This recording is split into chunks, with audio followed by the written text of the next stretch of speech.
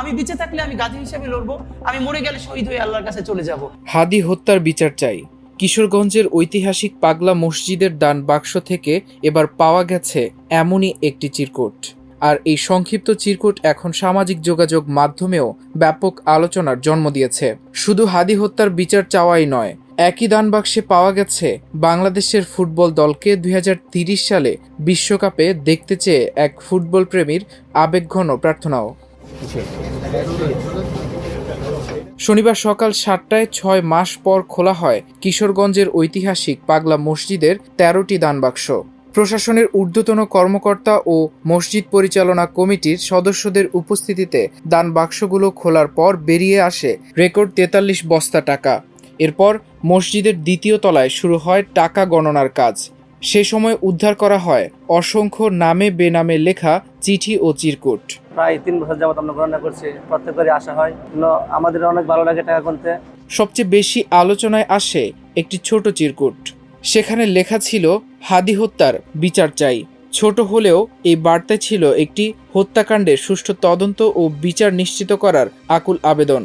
মানুষের বিশ্বাসের অন্যতম স্থানে এমন একটি দাবি সংবলিত চিরকুট পাওয়া যাওয়ার ঘটনাটি দ্রুত সামাজিক যোগাযোগ মাধ্যমে ছড়িয়ে পড়ে। দীর্ঘ 6 মাস পরে খোলা হয়েছে, তো আমরা ভেরি এক্সাইটেড যে এই বছর আশা করা যায় আগের সবকিছু ছাড়িয়ে যাবে এবং আগের সব রেকর্ড ভেঙে যাবে।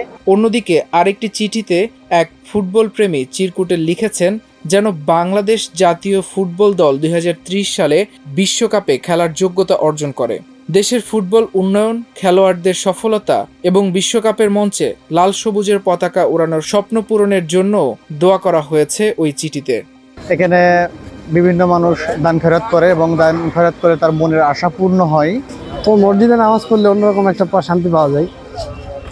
এদিকে দান বাক্স খোলার সময় উপস্থিত ছিলেন কিশোরগঞ্জের জেলা প্রশাসক ও পাগলা মসজিদ পরিচালনা কমিটির সভাপতি সোহানা নাসরিন, অতিরিক্ত পুলিশ সুপার নাজমুল সাকিব খান, অতিরিক্ত জেলা ম্যাজিস্ট্রেট মোহাম্মদ এরশাদুল আহমেদ সহ প্রশাসনের ঊর্ধ্বতন কর্মকর্তারা।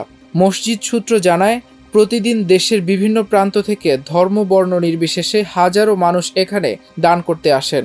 প্রতি 4 থেকে 6 মাস পর পর দান বাক্স খোলা হয়, আর প্রতিবারই বিপুল পরিমাণ টাকা, বৈদেশিক মুদ্রা, স্বর্ণালঙ্কার সহ নানা মূল্যবান সামগ্রী পাওয়া যায়।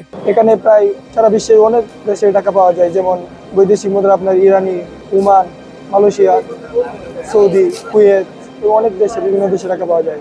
এর আগে গত বছরের 27 ডিসেম্বর দান বাক্স খুলে পাওয়া গিয়েছিল 11,48,48,538 টাকা। সেই সঙ্গে মিলেছিল বিপুল পরিমাণ বৈদেশিক মুদ্রা, স্বর্ণালঙ্কার এবং হীরাও। শুধু টাকাই নয়, অনেকেই নিয়মিত গরু, ছাগল, হাঁস, মুরগি সহ বিভিন্ন ধরনের জিনিসও দান করে থাকেন। আমাদের ধর্ম হিন্দু, প্রায় সময় আসি শুক্রবার হলেই। এখানে আসলে মনটা শান্তি লাগে, তার জন্য আসি। আজকের গণনার কাজে অংশ নিয়েছেন আল জামিয়াতুল ইমদাদিয়া ও পাগলা মসজিদের এতিমখানার 2টি মাদ্রাসার প্রায় 350 শিক্ষার্থী, রূপালী ব্যাংকের 130 কর্মকর্তা কর্মচারী এবং মসজিদ কমিটি, আইন শৃঙ্খলা রক্ষাকারী বাহিনী ও সেনাবাহিনীর সদস্য সহ প্রায় 500 জন। জেলা প্রশাসক সোহানা নাসরিন জানিয়েছেন, মসজিদ পরিচালনার ব্যয় মেটানোর পর অবশিষ্ট অর্থ ব্যাংকে জমা রাখা হয়। বর্তমানে ব্যাংকে নগদ জমা রয়েছে প্রায় 114 কোটি 13 লাখ টাকা।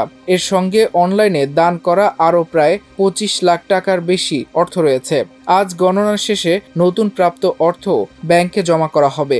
তিনি আরও জানান, এই অর্থের লভ্যাংশ থেকে জেলার বিভিন্ন মসজিদ, মাদ্রাসা ও এতিমখানায় অনুদান দেওয়া হয়। পাশাপাশি অসহায় ও জটিল রোগে আক্রান্ত মানুষকেও আর্থিক সহায়তা করা হয়। মাল্টিমিডিয়া ডেস্ক, আমার দেশ।